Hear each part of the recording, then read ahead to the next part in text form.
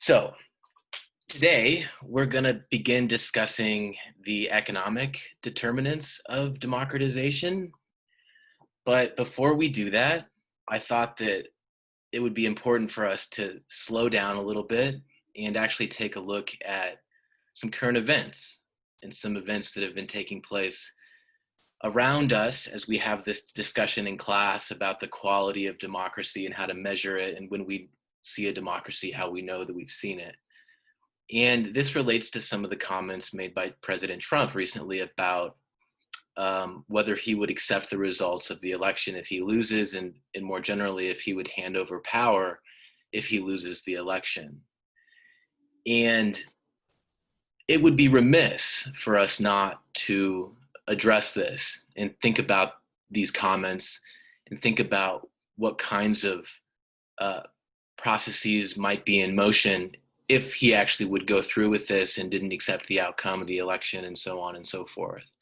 And the question that I want to ask you first, before we have a broader discussion about whether Trump is a threat to democracy, is which dimension of contestation would this violate if this were actually to happen? Assume that he does lose the election fair and square and then won't hand over power or won't accept the results and initiates some sort of a crisis where he remains in office. Which dimension of contestation would this violate? Now, as a reminder, these dimensions relate to our conceptualization of democracy. And I'd like to hear from you either in the chat or over the mic. And maybe if you feel comfortable, addressing the class over the mic would be a nice way to get us started. But let's think about this and use this as an opportunity to reflect and make some comments about the state of the country, because it's an important moment in time. And so I'm already getting some input here in the chat. Ishan says ex post irreversibility. Samantha also adds ex post irreversibility. This is my sense of it too. And I think that there are some other interpretations that are also valid. For example, I think that some of his behavior and some of the ways that, well, the democratic process has been hamstrung, so to speak, it kind of implicates uncertainty too. But pertaining to these comments, it's about irreversibility, right? Irreversibility relates to whether or not the winner of the election actually takes office and whether the incumbent government who loses actually hands over power. And we know that this is a hallmark of an authoritarian regime if, in fact, the winner of the election doesn't take office, or if there's a refusal on the part of the incumbent government to hand over power. And this then brings into question maybe the democratic credentials of the regime if this takes place. And you'll remember that according to our understanding of contestation as it relates to the democracy dictatorship measure, we know that this is a key component of contestation. And if this does not obtain, that it becomes a dictatorship by default, because one of the most important objective criteria, whether or not the winner of the election takes office, has been violated. And so irreversibility is clearly at stake here. And this is an issue that is concerning from the perspective of democracy and the survival of democracy and democratic institutions in the country. And this really leads to a much bigger question. And it's one that I'd like to really engage here. And I'd want to hear from as many of you as possible. And really, I'd like us to pause and bring our own insights to this discussion. There are valid arguments on both sides. This is a discussion I'd like to have without any presumption of the correct answer. And really, I'd like to hear from everyone, and I know that there are a variety of viewpoints. What we've done with this current event so far is we've tried to be as objective as we can in our analysis of what could happen. And this is a question that I think lends itself to that objectivity too. So please, indulge us, and we'd like to hear from you.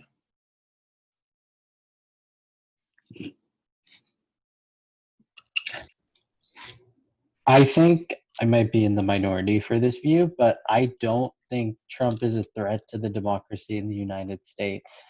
As has been discussed prior to this and as demonstrated in the debate, he hasn't really done all that much. He said a lot. He said a lot of things that, as is annotated in the slide about term limits, keeping power. And while that is worrying, there's no direct institutional damage as a result of his actions. And for all intents and purposes, if the election isn't close, the Senate and the House passed a bipartisan resolution, non binding, of reaffirming their commitment to the peaceful transfer of power. And that's not something that I could see going away just because Trump tweets about it.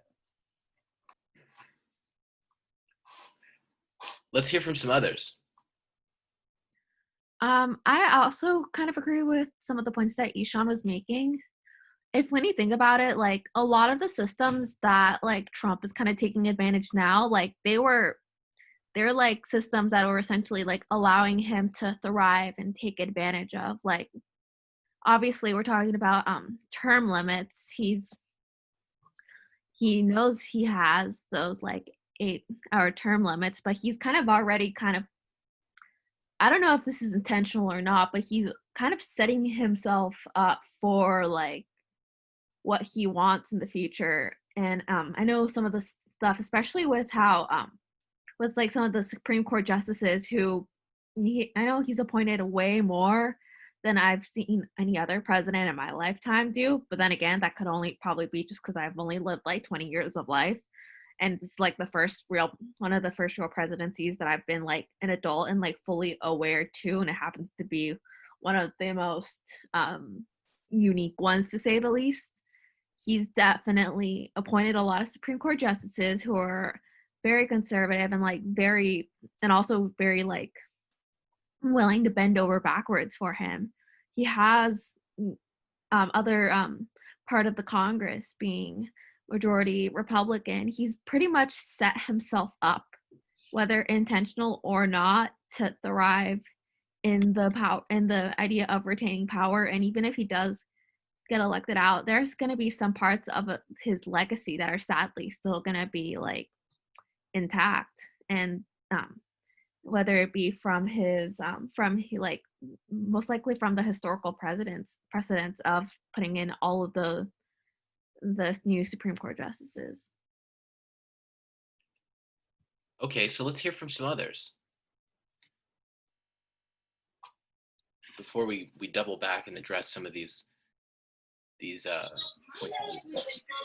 So, from my understanding, I think Trump fell into the perfect circumstances, because it's not like we're going to sit here and say that America was a perfect democracy before he became president.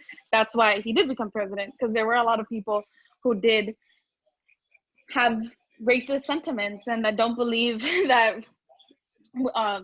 in sexist sentiments too, or like that people just shouldn't have rights, which is why he became president. And they were flaws in our system that we already had. And like she said, it's not like he planned to have that many Supreme Court justices die. It just so happened that they did. And it's a flaw that, hey, maybe we shouldn't have lifetime appointments. Hey, maybe the Electoral College is outdated. Hey, maybe we should have people show their taxes before they become presidents or even are elected to become like the primaries. And theirs were too many discrepancies in the current American system that enabled him to be in power. So what happens if the Supreme Court, with the majority that he appoints, stops the counting of mail-in ballots and gives him the election? What then?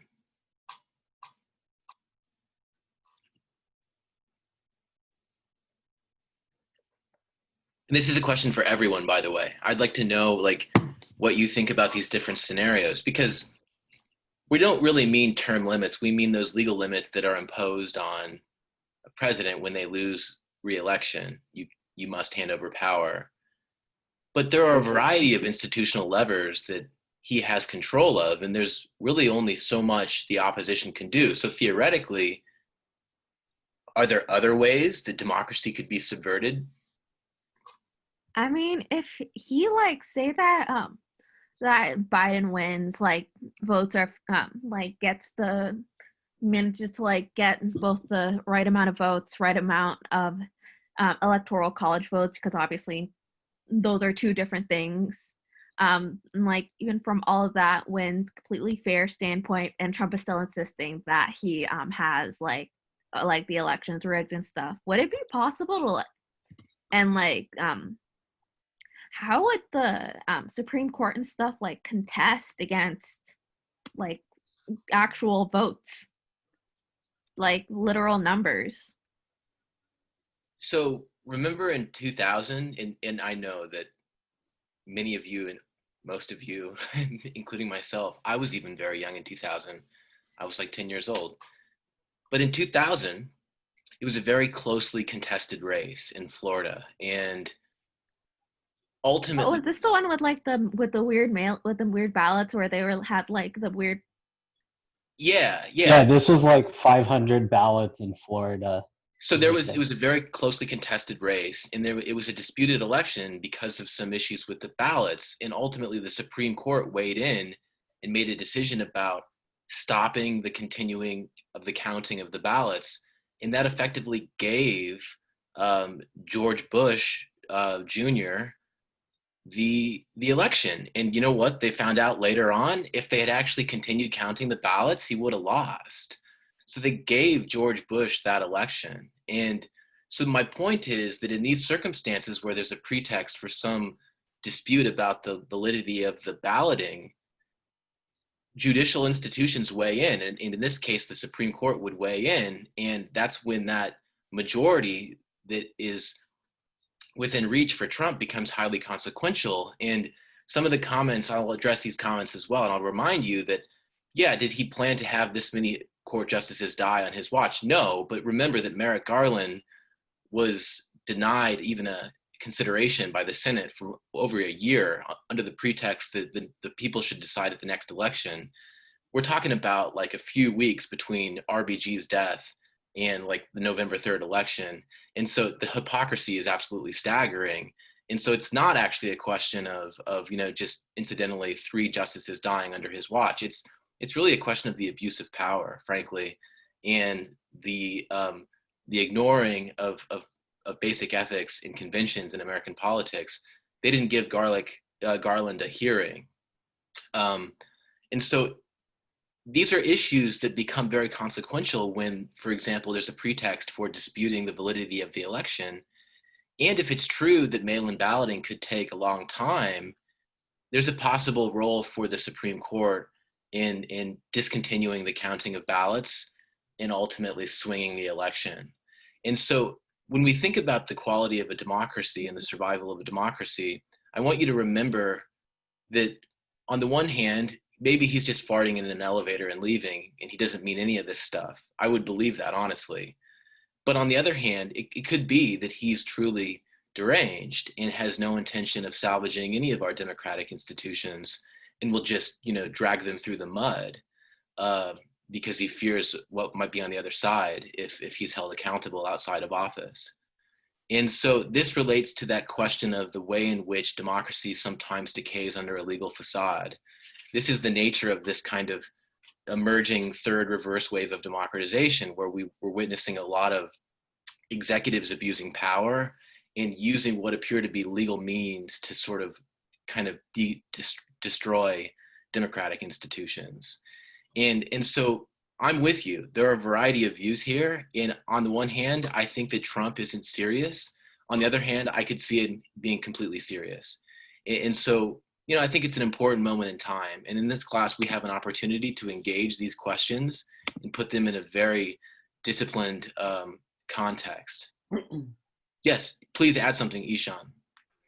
Okay, so I want to take 2 parts of that. The first part is the Bush versus Gore comparison. I think personally that that's a bit disingenuous because that election came down to literally a few hundred votes in one state. But they discontinued Currently, the counting of the votes. I know, I understand the premise of the argument, but as I am about to say, I think 2020 right now isn't going to come down to that few ballots in a singular state where it can. But Ishan, it's not a question of the number of the ballots. It's the No, fact but that it is a question when it's not. legislated. No, there's no qualitative difference.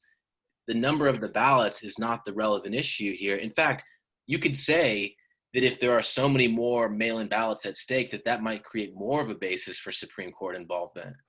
In fact, that's what Trump himself has been arguing. So it's not disingenuous. I just want to add that, like, just like on the topic of votes, like, in a way, like, the whole like act of like voting and like the votes themselves, they're kind of being put at more of a risk than ever, especially with, you've seen like all these examples of voter suppression kind of being put into place. We've like not due to like just COVID, with that kind of pushing everybody towards mail-in voting, but even with like the current circumstances, we're being kind of exposed to how you may not be able to like get time off if you like need to go out and vote. If you say like polling places are like really limited. I literally have for the March primaries, I was working with a campaign and I literally had to go to a polling station just to go see and they were trying to close it too early, and with like a full line of people like outside of a recreation center trying to vote. There's so many methods of voter suppression out there, and I think that this election especially is just kind of exacerbating like all of the issues that are going on in terms of that within the act of voting itself. And you're just seeing kind of how to address all of this, and that that if we want to continue keeping our democracy, we need to really address a lot of the inherent flaws within it, and some of those flaws are within the actual voting. Yeah, voter suppression is like a serious concern, and it's a question that's especially relevant for communities who vote in large numbers and who represent a threat to some of the elite interests.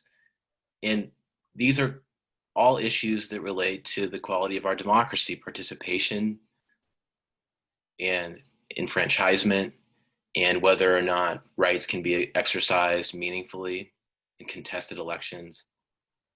Are there other perspectives before we move along? Arturo, you wanted to make a comment. Yeah, I was gonna say that it's gonna be definitely interesting, right?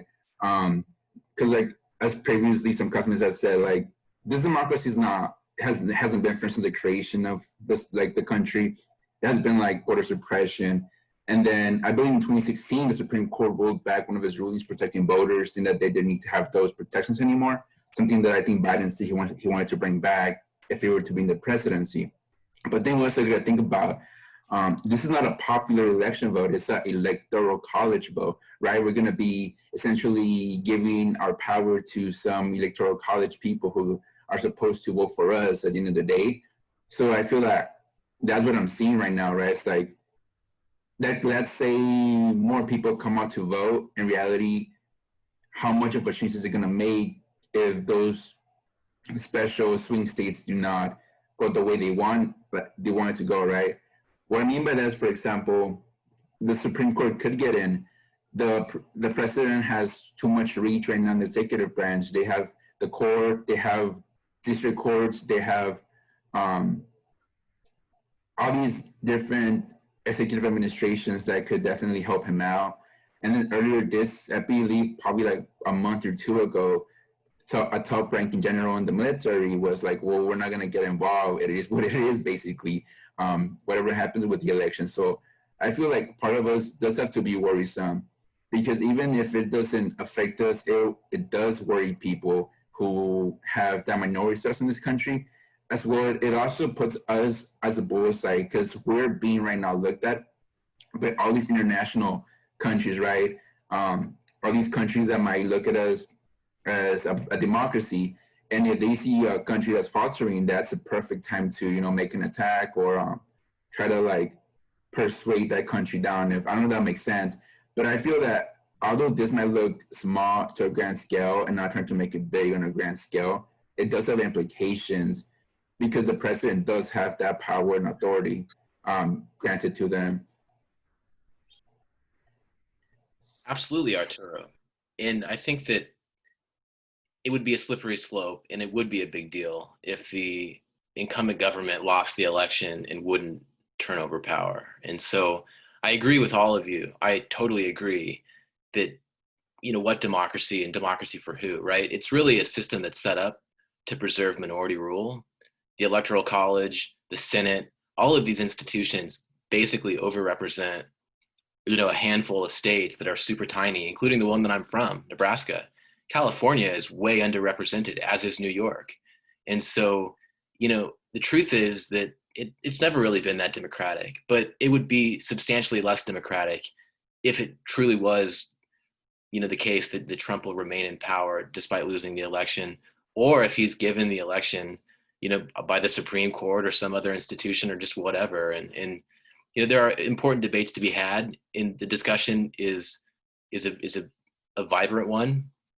And I don't know what the future will hold, but I'd want you to be sensitive to the possibility that any of these outcomes are actually possible, and that's something that's never been able to be said at this moment in time before an election. And so the moment is unprecedented, and there really is a lot at stake, even if we can be. And the truth is, how bad the democracy's been, it does not negate the fact that this would be a terrible outcome if this did in fact happen. And so we can walk and chew gum at the same time and just be sensitive to the ways that the system could change and how it could affect you and how it could create a future that would be much dimmer and much more difficult than even now. And so, that's I think the comment that we can end on, and I appreciate your input. This is obviously a discussion that gets us thinking not just about these analytical and theoretical and kind of more academic issues, but also political ones and things that affect us and our families, and that clearly it sort of initiate a discussion in a lot of different viewpoints. And so let's move along and begin to address this next unit in the class, which is devoted to the economic determinants of democratization.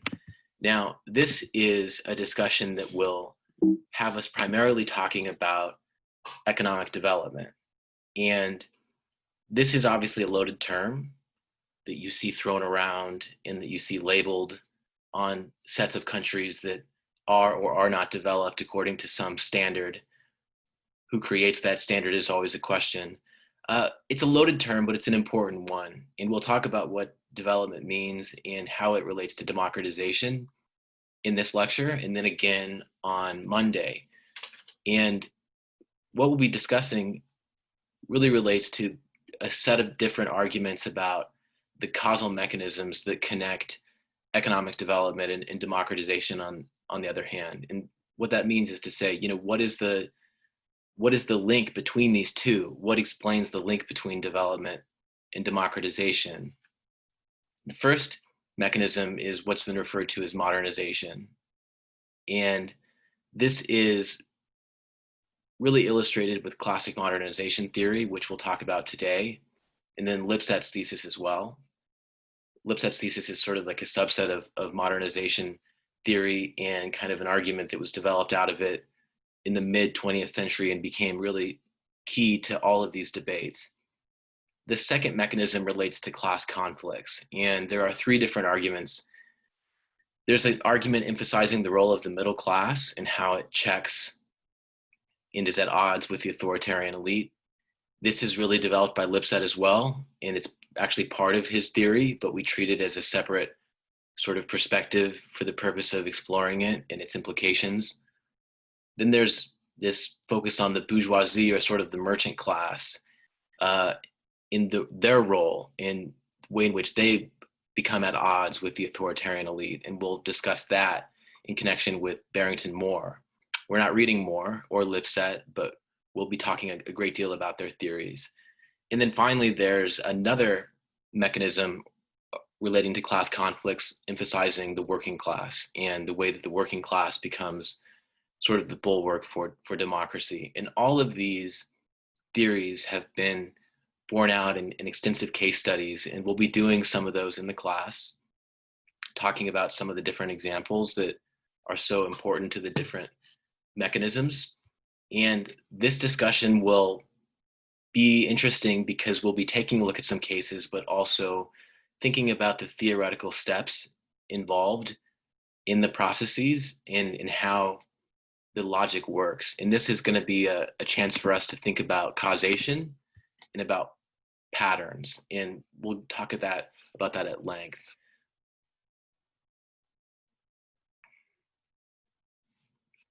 Yes, I'm well aware of this notion, and I agree with you, Yoel. And really, what I want you to be open to is the possibility that to understand modernization theory, we need to be thinking in terms of the categories that really are central to the theory. And even if we don't agree with the theory, we need to be prepared to critique it and identify its limitations.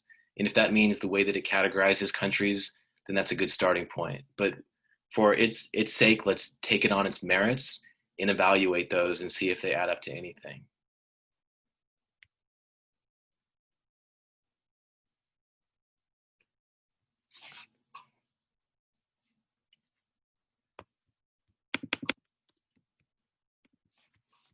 Okay, so let's begin to discuss modernization theory. So classic modernization theory really emphasizes this set of stages or sequences involved in the development process that is envisioned as this sort of historical process that involves stages of growth. And all societies are viewed as developing through a series of these stages. And they move through these stages in a way in which the structure of the economy changes along the way. And each stage is different than the last, and each stage represents a transformation of the last.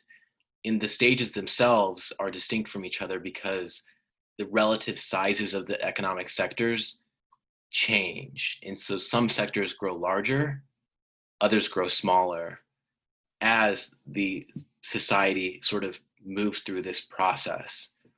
And the process is primarily characterized by a shift from agriculture to manufacturing and services.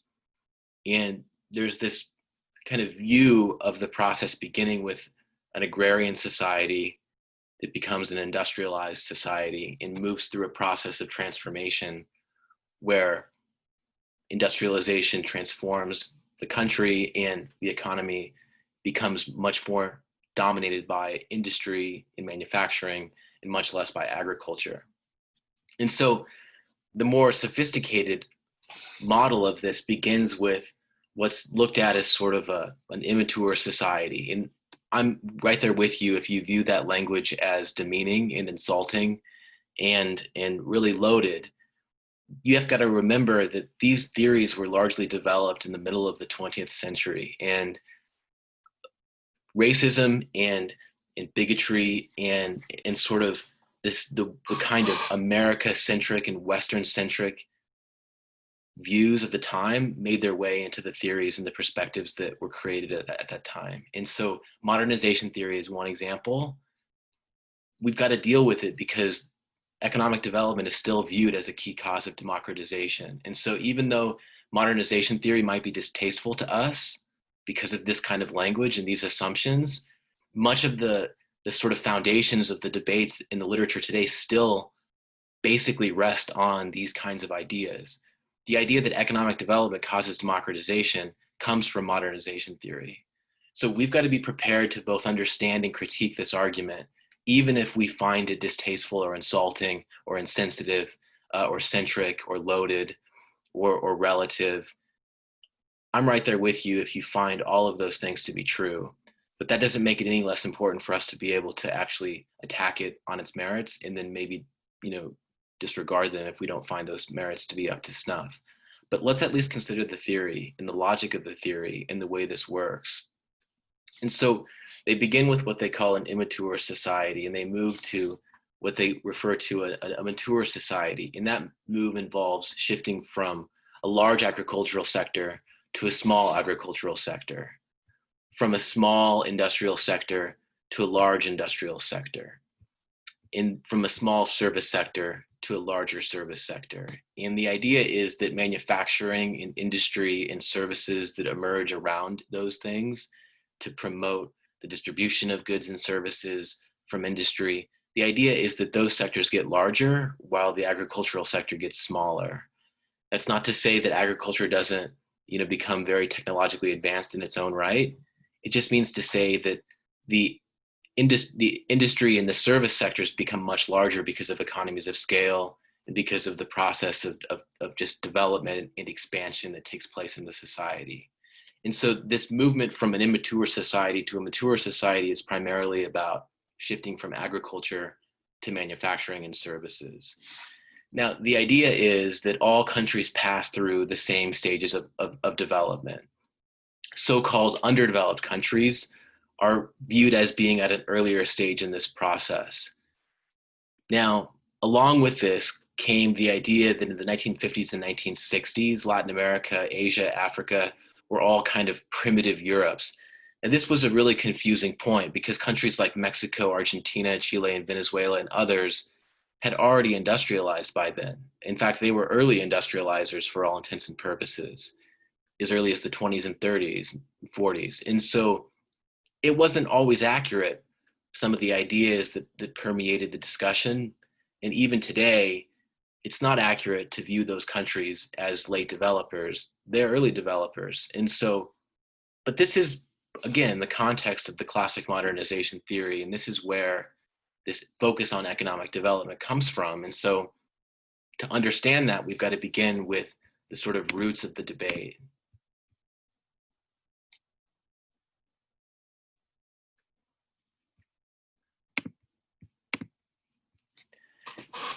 But the rubber really hits the road and we really begin to discuss democratization when we derive the most important implication of all, which is that there should be a strong relationship between how economically developed a country is and whether it is a democracy. Now, this represents an adaptation of classic modernization theory. It's not modernization theory, the original, it's an adaptation to explain regime outcomes. And so with this transformation that moves a society from agricultural to industrial and service sector based, comes a transformation that shifts the society from dictatorship to democracy.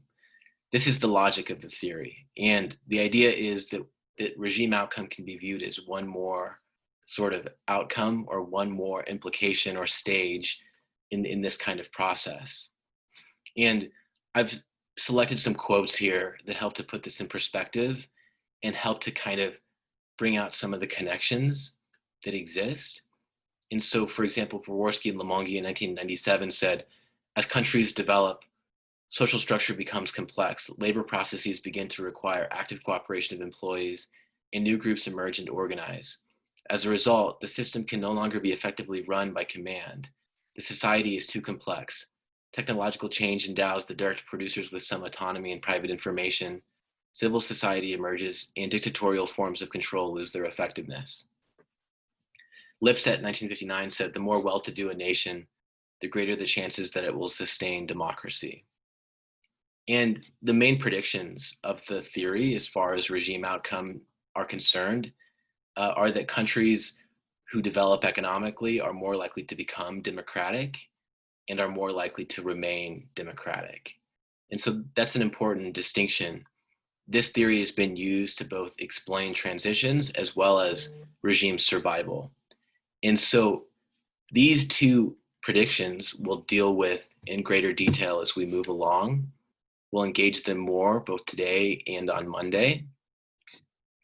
But before we continue our discussion, let me show you some of the most compelling data in favor of what we would really think of as the classic modernization theory. And as we look at this data, notice the change in the proportion of democratic countries in the total sample with the increase in income level. In 1985, US dollars GDP per capita, so basically individual income. And what we find is that as you move to what were the then wealthiest countries or the highest income levels, we find that the proportion of democratic countries is almost perfect. And so what this shows us then is as countries get richer, they appear to be much more likely to be democratic. And that's compelling evidence on a large scale that seems to support this link, or at least seems to draw a correlation between economic development or modernization, if you will, and in democratization. And again, income level is one way to look at that. We can also consider the qualitative evidence and some of the more important cases that seem to support this theory. And so the best examples come from, you may not be surprised, Western Europe in the 19th century.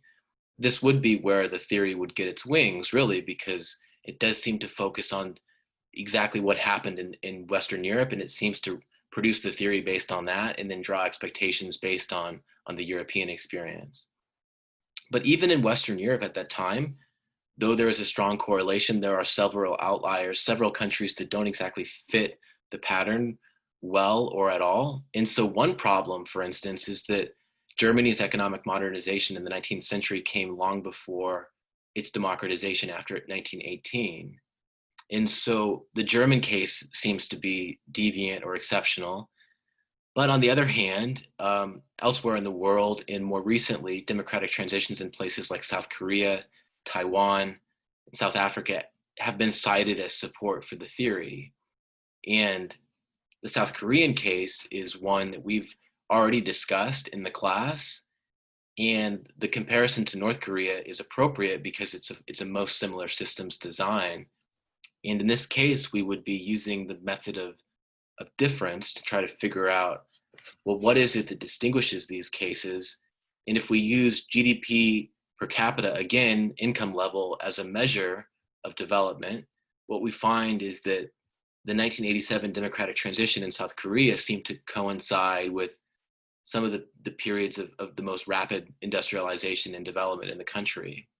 Now, in North Korea, by contrast, they did not pursue any kind of modernization or industrialization project. There were very limited efforts much later, and at this time there were none at all. And so the situation was very different in North Korea, and in North Korea, obviously it did not democratize. And so this is very primitive case study evidence, but this is one comparison that is a useful comparison and seems to support that perspective, seems to show a link between the two, or at least seems to suggest that there's one.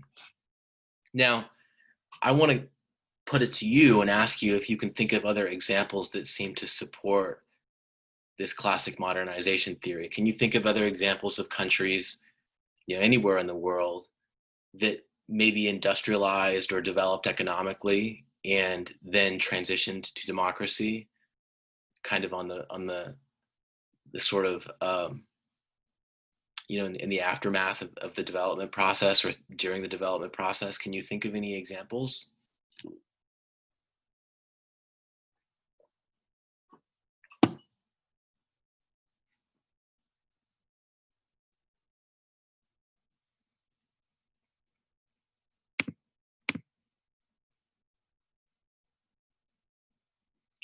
Yeah, Japan is an example too. Samantha points out that Japan is an example.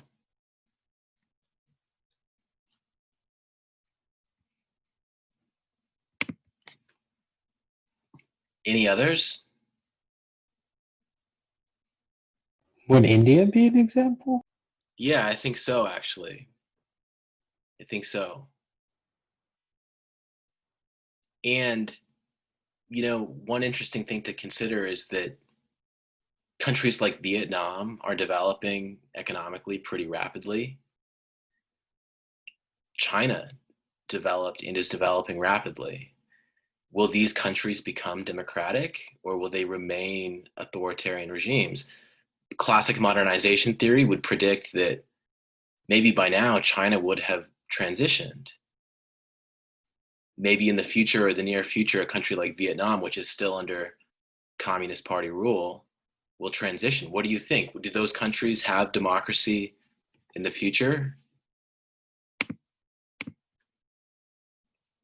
Yeah, Cynthia, Singapore might be an example, although I don't know if Singapore is, actually, I can't say if Singapore is a democracy, is it?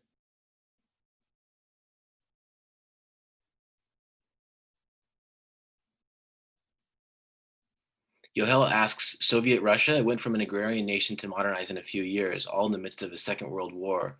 Through the democracy part might not check out. Well, it's interesting to consider that, well, I think that, Soviet Russia industrialized pretty early, and it wasn't until maybe much later when maybe even industrialization kind of exhausted itself a little bit that they transitioned, so to speak, or that it collapsed. And it didn't always collapse and give way to democracy, by the way. There were some places like Belarus where authoritarianism persisted. And so I think you'd have to look at individual cases, right? Individual countries and in which direction they went and whether they seem to support the theory. Ishan says China does not have democracy in its future. Singapore is a parliamentary republic. Cynthia, as it's a multi-party parliamentary system, they have a president and prime minister. Okay, yeah, so it's a semi-presidential system. Do you know if they have like contested elections and if it's like a competitive party system? Because I remember that Singapore is like an example of like a very rich country, right? Like very developed. But I couldn't remember where we were on the regime axis there. I'm admitting my ignorance here. I don't know anything about Singapore. I'd love to know more about it if you can share. It sounds like they do have like the formal institutions. Do you know if it's like pretty contested?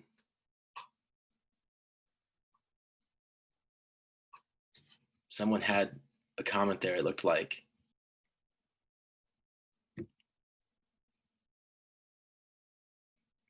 Okay, well, if it's a democracy, it would be a good example because it's a rich country. So let's pan out a little bit and think about some of the broader patterns that really matter here. The truth is that there really is a near absence of agrarian democracies. I can't think of any,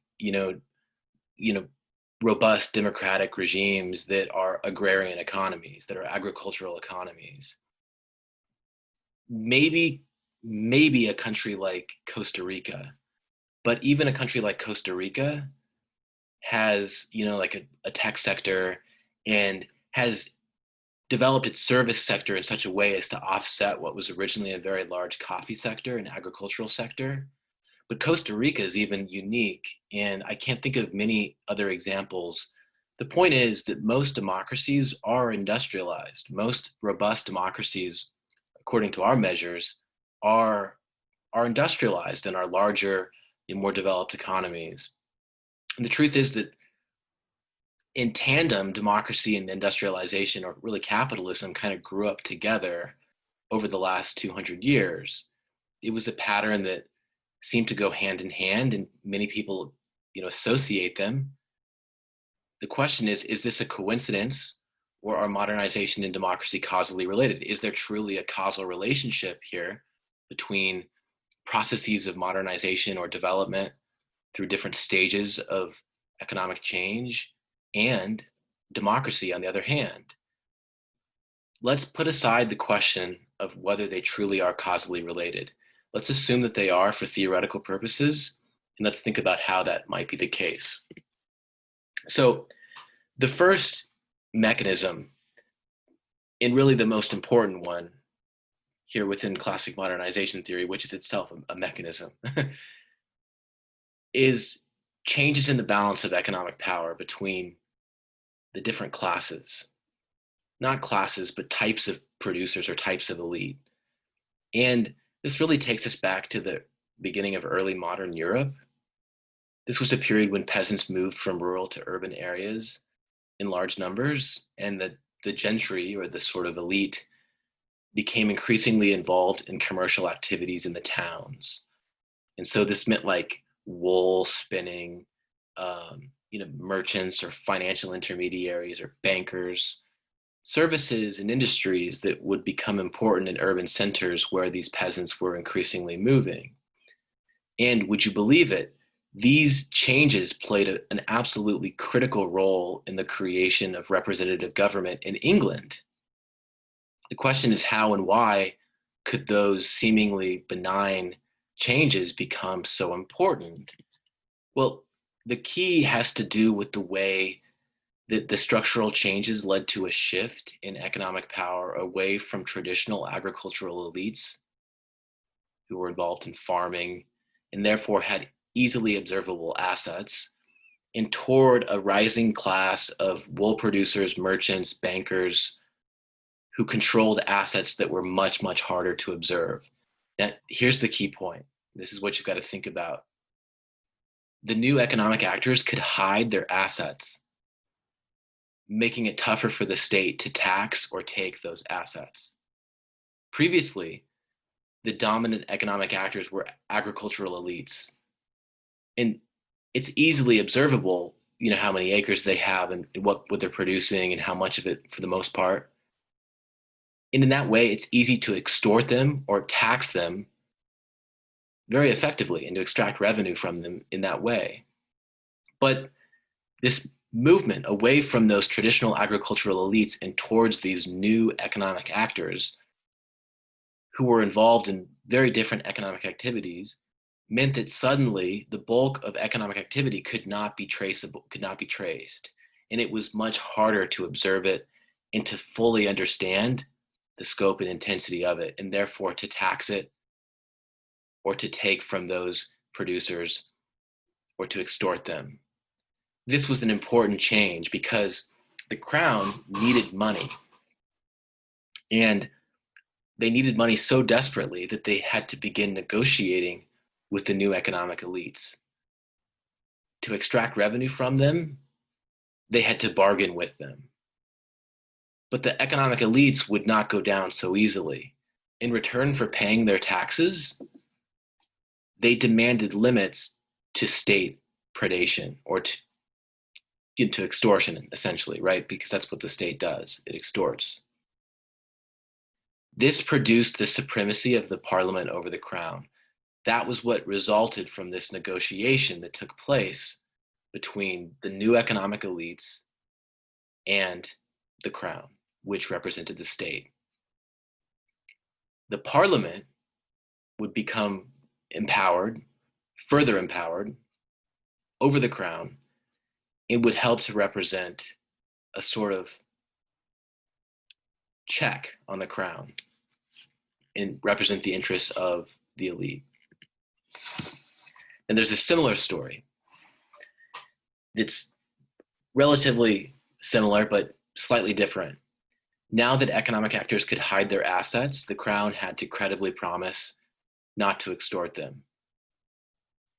That is to say, they had to provide some assurance that they would not actually take from them or tax from them unduly. And one way to do this was to give Parliament power to check the crown and to really rule over the crown. Now, both of these accounts, though slightly different, help to explain the Glorious Revolution of 1688. Now, this seemingly distant, remote event is critically important because it saw the creation of the first modern parliamentary democracy, and that was in Britain. We've talked about how democracy existed in some limited form in a popular fashion in ancient Greece.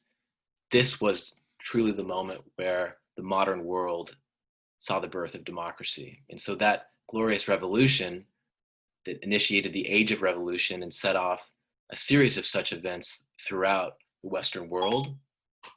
No, I'm not talking to you, Siri. That event was critical because it began what would be the first wave of democratization. And it set off a pattern throughout Europe. And this is what modernization theory tells us and theorizes. And this is the sort of theoretical account of the emergence of democracy through processes of of structural change associated with modernization and economic development. And so this is the Battle of Reading in 1688, and it's one of only two battles associated with the Glorious Revolution. And this really pitted those new economic elite against the crown, the state. And so this was, in fact, a civil war, but it was one that gave way to a democratic settlement. And that democratic settlement had an important role for William III and Mary II, who became co-rulers in England after the overthrow of King James II. And these two signed the English Bill of Rights in 1689, and it was that document that gave Parliament power over the monarchy. And so here they are here, pictured. And again, these historical events are important because they support the theoretical account in modernization theory, and they form the basis for those theoretical expectations that link economic development and democratization. Now, a reminder, this is the European experience, obviously. And so, we should acknowledge that the theory was really generated based on that experience. And that's obviously the source of its bias. And we can be honest about the bias.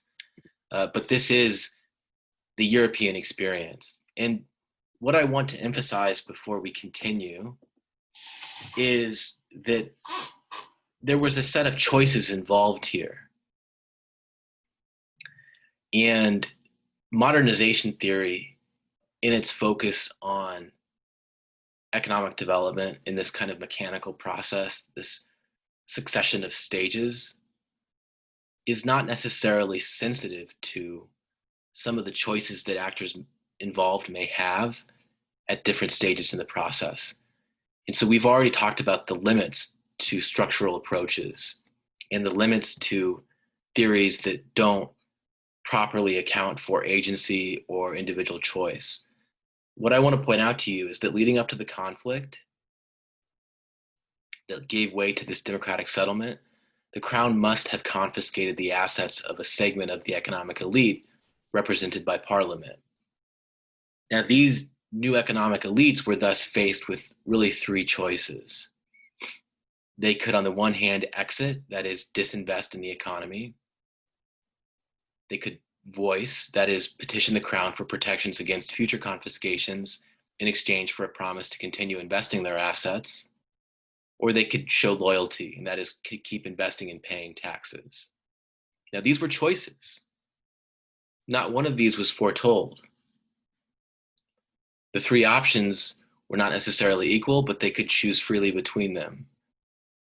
But modernization theory ultimately has to assume that they chose voice, right? Because remember that it's all about the way that development produces changes in regime by altering maybe the balance of power or so on. And the social forces tradition is equally insensitive to agency because there's not a calculation. And so it is true that historically the elites chose to negotiate their way to a better position. And so they opted to use voice. But that was one of three options that they had available to them. Modernization theory won't tell you that. Modernization theory has to assume that voice is the key choice or the key operative thing that happens, but they can't really frame it as voice because remember that it's more mechanical than that and it's structural. Focuses on the structure of the society and the economy. And so classic modernization theory is important because it creates the foundation for the rest of the discussion. In the debate that continues to this day about the role of economic development and regime change is absolutely shaped by modernization theory and its assumption that there are stages of development and that stages of development will often produce changes in regime. This takes us to the next mechanism, and this relates to Lipset and his thesis. Now, Seymour Martin Lipset was this sociologist who is renowned for the modernization thesis as he kind of interpreted it and as he related it to regime change. Now, what he emphasized in his take is that gains in industrialization and in urbanization set off changes and increases in literacy and education levels and a variety of different measures that we would associate with socioeconomic development or growth or the sort of improvement in those types of indicators. And the reason that that's so important, according to Lipset, is because education is seen as making the poor more likely to accept democracy and to reject extremism. Now, remember that I told you at the beginning of the class that illiberal populists are often effective at mobilizing the support of rural voters who are less educated. And the reason that's important is because their appeals are often simpler. And from Lipset's perspective, education is what helps to limit that embrace of extremism or that embrace of illiberalism and makes them open to accepting democracy. Education is also important because it makes democracy a less threatening possibility for the wealthy. The idea that with an educated set of masses or an educated set of working or middle classes, the wealthy are less likely to be punished by any democratic decision made by a government. And the whole point is to say that education is supposed to limit some of the impulses of upper and lower classes.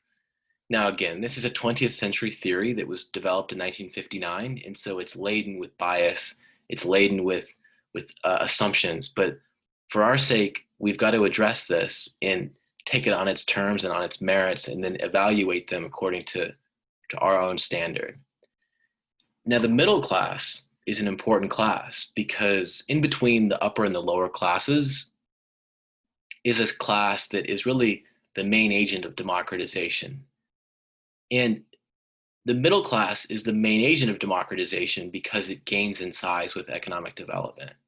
As industrialization and the expansion of the service sector take hold, and as the agricultural sector gets smaller, a larger and larger mass of, relatively affluent, able-bodied people are brought into being. People who are working in factories and earning incomes and often supported by unions, and who can go out into the streets or support politicians, and who can organize themselves in parties and who are easily mobilizable by those parties.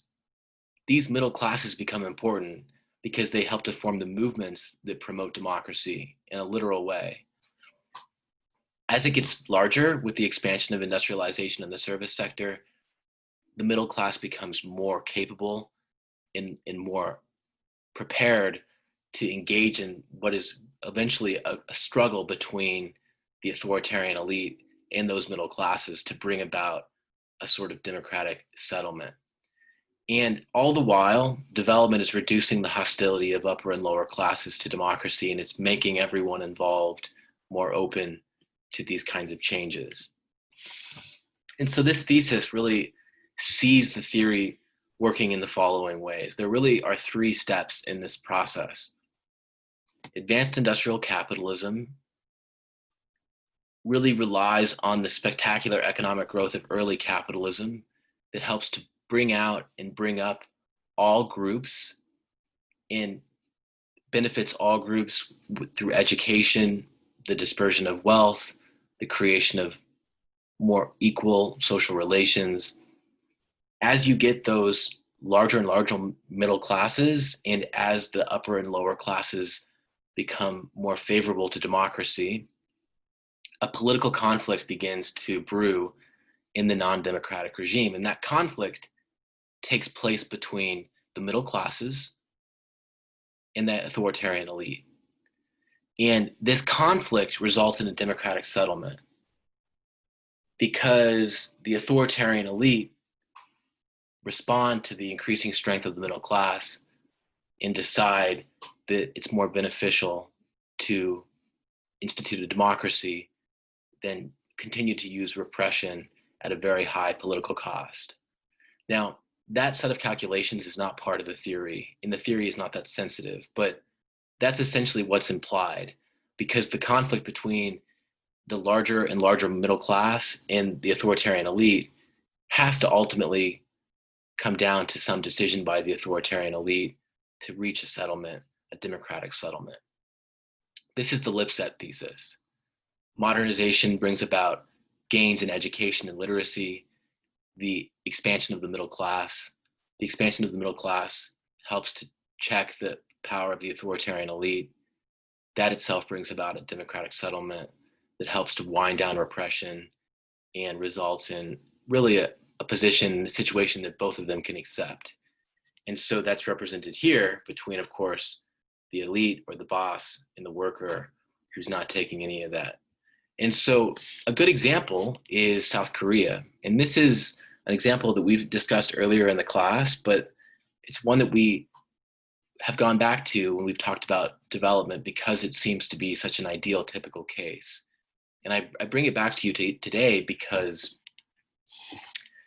it does exemplify a role for not just the middle class, but gains in education and literacy and the processes that are supposed to be set about by modernization and development. And so the story in South Korea really begins in the aftermath of World War II and stretching through the 1980s when a very repressive military regime that ruled under a process of state development that was very illiberal was in place.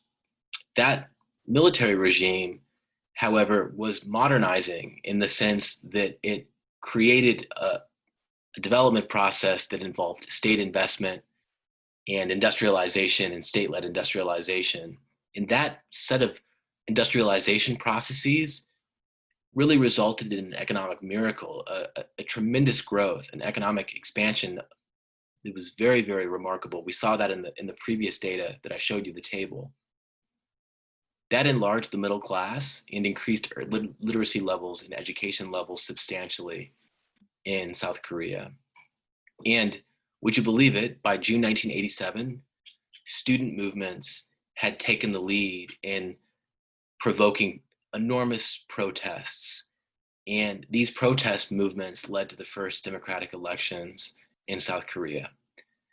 This process seems to absolutely fit with the Lipset thesis in terms of the role of modernization and industrialization, promoting increases in the size of the middle class, increasing literacy rates, education levels, eventual protest movements led by students and middle classes, bringing about democratic elections and the capitulation of the authoritarian regime.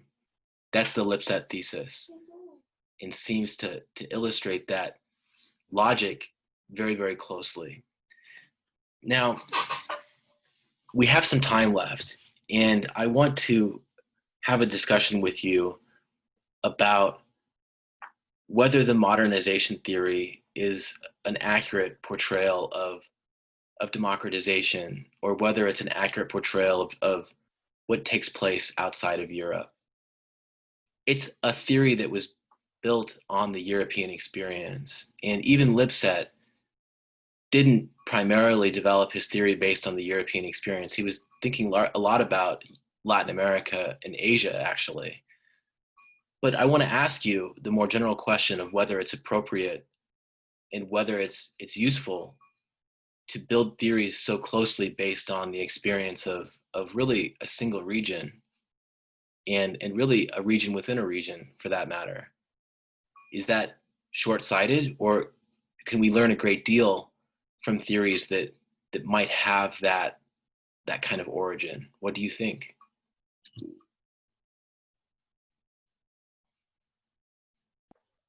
I think that a theory grounded in a particular region will take into account other characteristics that might not be present across the world.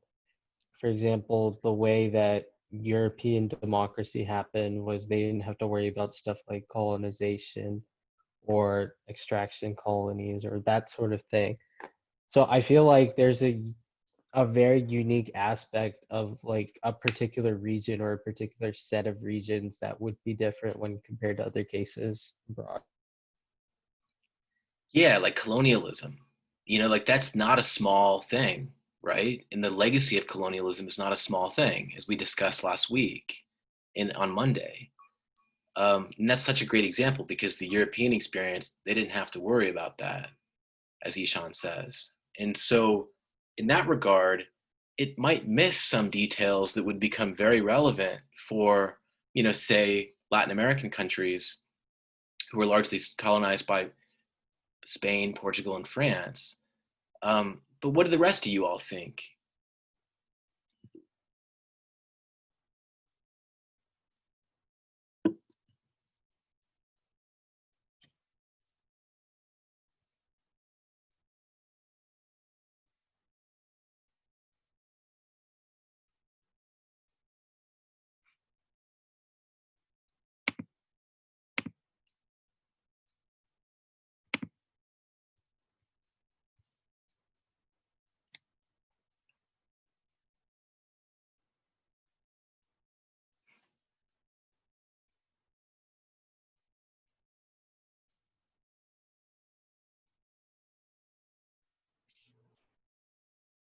Can you repeat the question again, please?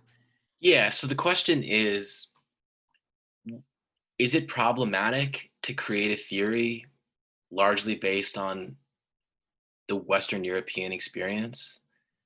What are some of the shortcomings of doing that, or can we learn a great deal from a theory that has that origin?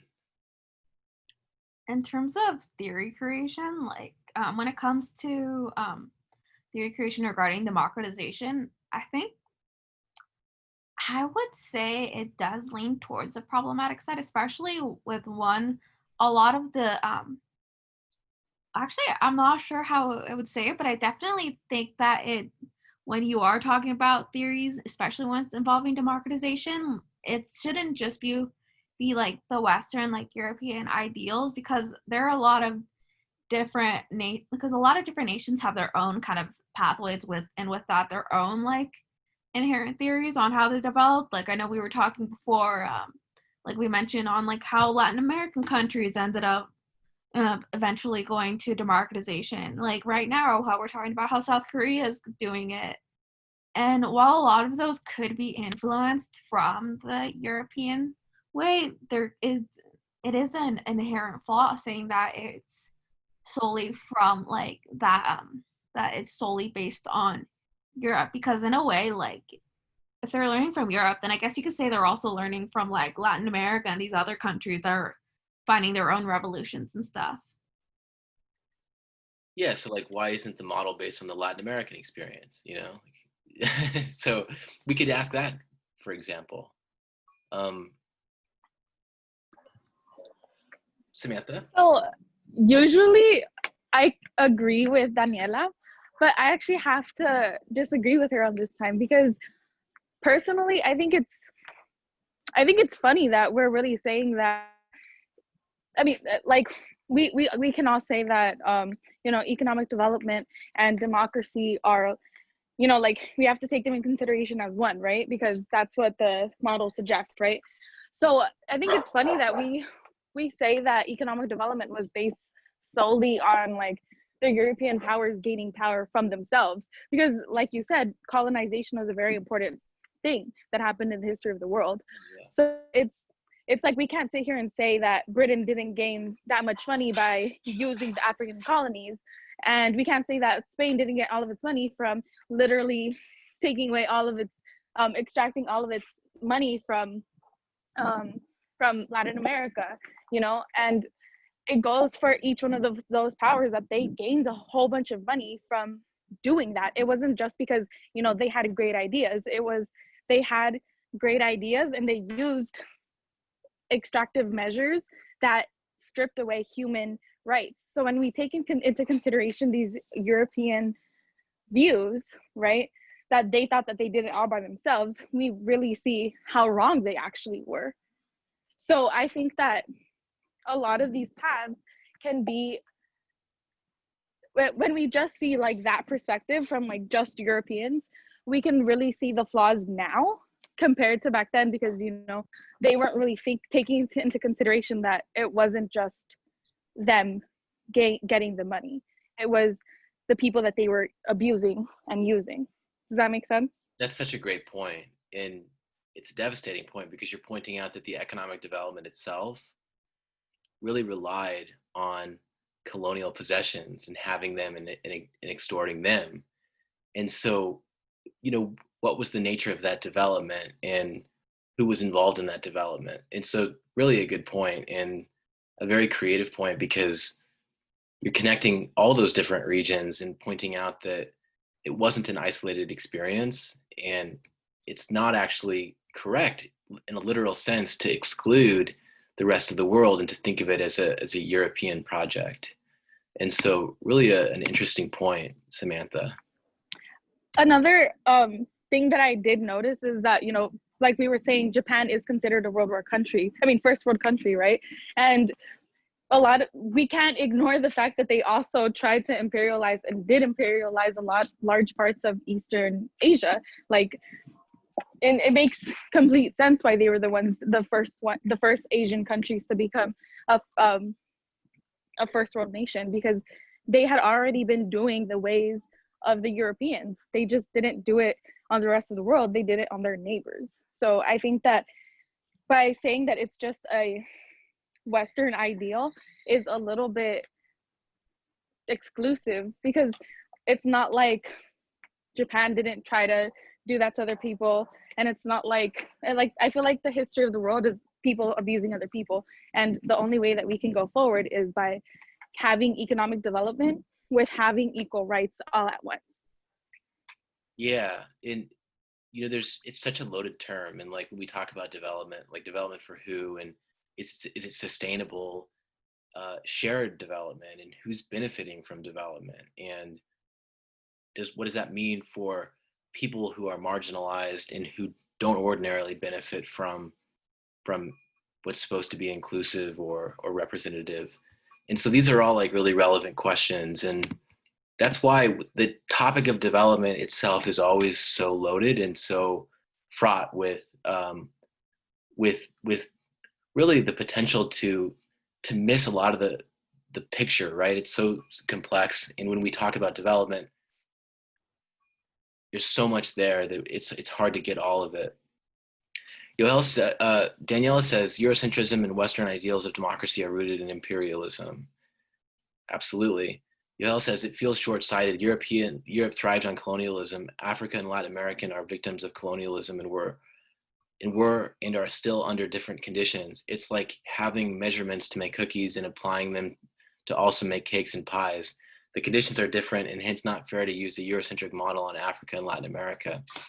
I agree. And as I pointed out earlier in the lecture, it's even kind of a confusing thing, because they often assume that much of Latin America, is a late developer, when in fact many of the largest Latin American countries were early developers, and the timing of their development didn't always coincide with the timing of democratization, for that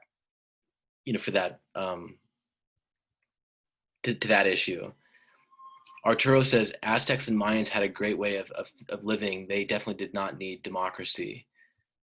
That's true. Those were very sophisticated ancient civilizations. Those are pre-Columbian civilizations that were there and were far more advanced way before the Spaniards ever got there. And we shouldn't forget that. And in fact, the cruel irony of history, Arturo, is that those places that were the most developed and the most sophisticated and had the indigenous institutions that were the most advanced were the places that were the most heavily colonized by Portugal, Spain, and others, precisely because those existing institutions could be appropriated, and in particular because they could use them to facilitate forced labor and social stratification. And so this is important to keep in mind. Juan says there shouldn't be any comparisons because there is enough differences in between the cultures and the perspectives of values that people have that in Western Europe they apparently did not have, as they did colonize and treated the native people as less than humans.